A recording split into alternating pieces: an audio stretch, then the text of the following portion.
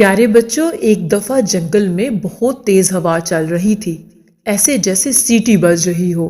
اسی جنگل میں ایک چھوٹا سا خرگوش بھی تیز ہوا کی آواز سن کر بہت ڈر گیا۔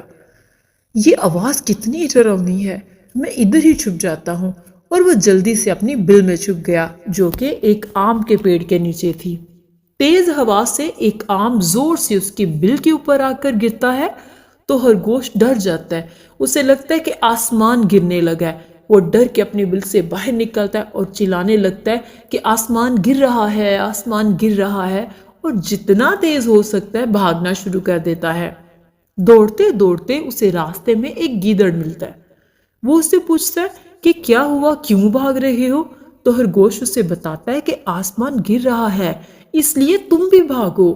یہ کہہ کر وہ پھر دوڑنے لگا۔ یہ سن کر گیدڑ بھی دوڑنے لگا اور پاس سے گزرتے سارے جانور بھی انہیں دیکھ کے دوڑنا شروع کر دیتے ہیں، اور بھاگتے بھاگتے سب جنگل کے بادشاہ شیر کے غار کے پاس پہنچ جاتے ہیں۔ شور کی آواز سن کر شیر بھی باہر آ جاتا ہے اور پوچھتا ہے کہ کیا ہوا؟ تو سب ایک ساتھ کہتے ہیں کہ آسمان گر رہا ہے۔ شیر یہ سن کر حیران رہ گیا۔ شیر نے کہا، تم سب کو کس نے کہا کہ آسمان گر رہا ہے؟ تو خرگوش آگے آیا، لیکن شیر یہ ماننے کو تیار نہیں تھا۔